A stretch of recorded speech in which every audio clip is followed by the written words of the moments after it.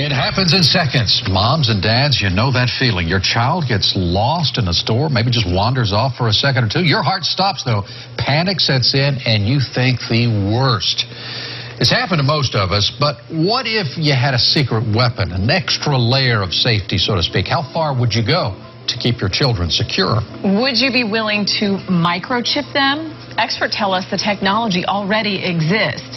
Turns out one Bay Area mother is all for it, and she shared her story with our Melanie Michael. Chances are if you have a four-legged family member at home, it's already microchipped.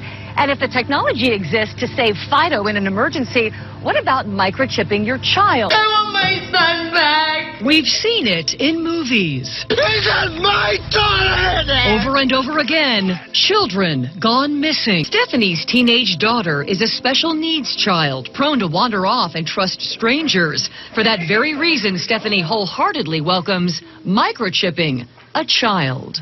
If a small chip the size of a grain of rice could have prevented a tragedy, I think most parents, hindsight would have said, I wish I would have done it. A well-known technology expert out of Boston tells us microchipping poses little to no health risks and would act as a barcode of sorts.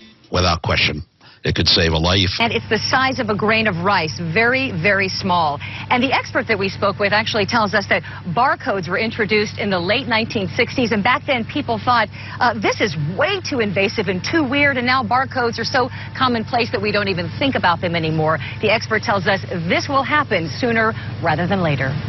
But, have companies actually tried this? That's a different scenario. It did not go through, but you can bet somewhere, someday, someone is going to pull this off, and we could see those microchips in everyone. That's interesting to think about. Melanie Michael live in Tampa.